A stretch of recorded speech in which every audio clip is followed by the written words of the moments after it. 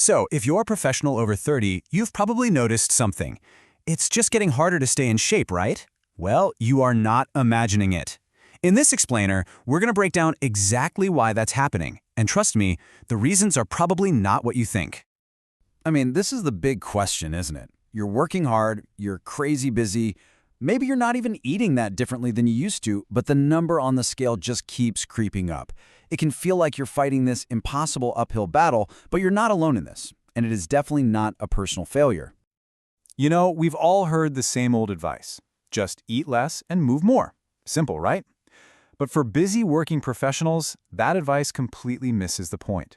The real reasons are way more subtle, and they're all about a massive conflict between our biology and our modern work culture. Okay, let's dive into it. All right, so first things first, we have to understand that your body is playing by a new set of rules after you turn 30. And these are totally natural, predictable changes. Just recognizing them is the first step to finally working with your body instead of constantly fighting against it. So what's really going on under the hood? Well, a few key things start to happen. Your muscle mass naturally begins to decline. Your metabolism actually gets more efficient, which sounds good, but it means it burns fewer calories just to stay alive. On top of that, your tolerance for stress goes down, it takes you longer to bounce back when you're tired, and your whole hormonal balance starts to shift, which affects everything from your hunger to how your body stores energy.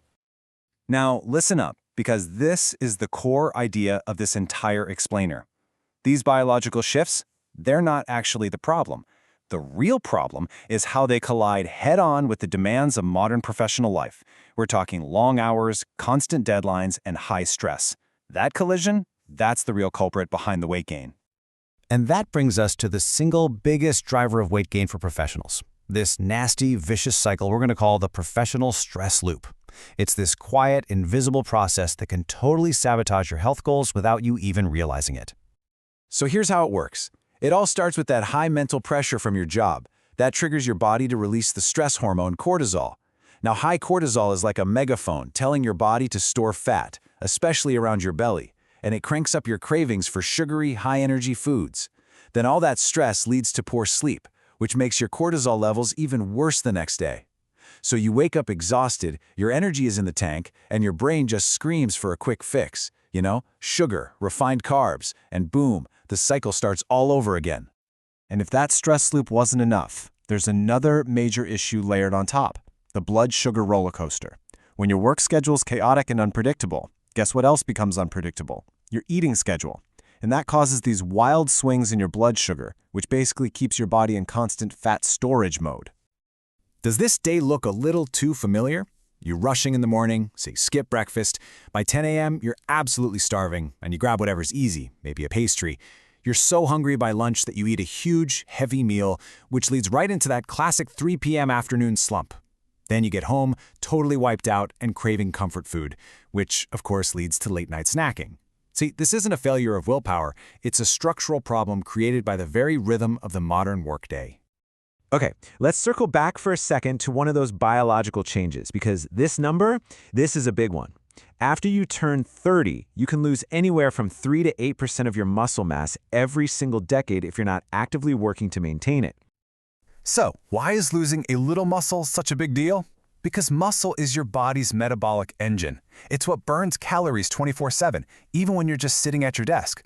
As you lose that muscle, your engine slows down. Your body just doesn't require as much fuel to run, which means the exact same meals you ate in your 20s can now lead to weight gain. And what about sleep?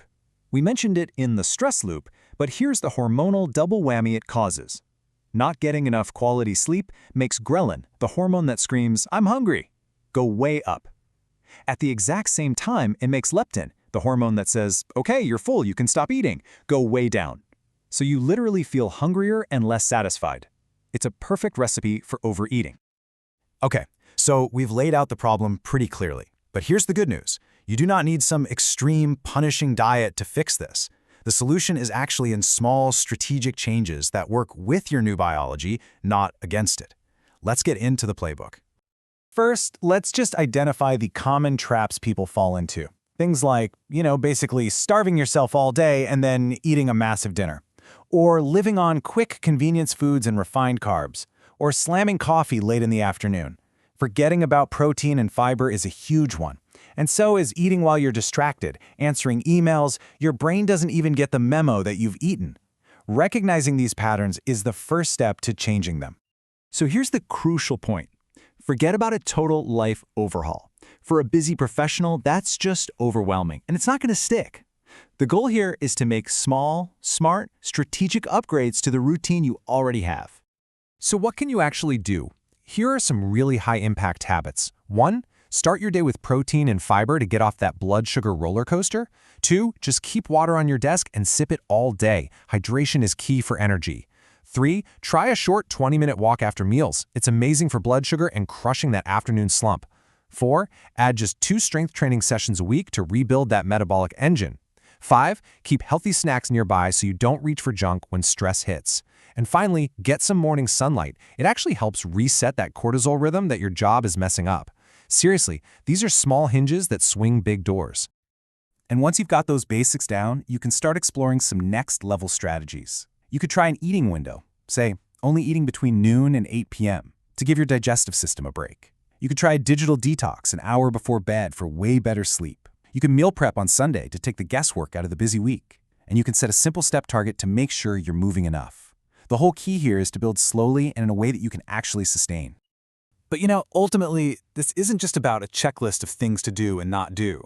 It's really about adopting a completely new mindset, one that puts you back in the driver's seat of your own metabolism. I really want this next part to sink in because it is so important. Weight gain after 30 is not a failure of discipline. It is the predictable result of your biology changing and crashing into the demands of your job. Please, read that again. Absorb it. This is not about you being lazy or lacking willpower. It's time to let go of the guilt. And that leads us to the final, most empowering takeaway of all. The goal is to stop fighting a war against your body. Instead, think of yourself as a student of your body. Understand its new rules, and just give it what it needs to thrive in the world you actually live in. So I'll leave you with this question. Forget the massive overhaul for now. Just based on everything we just talked about, what is one small, strategic upgrade you can commit to making this week? Maybe it's that 15-minute walk after lunch. Maybe it's just keeping a bottle of water on your desk. Start there. That's how you begin to take back control.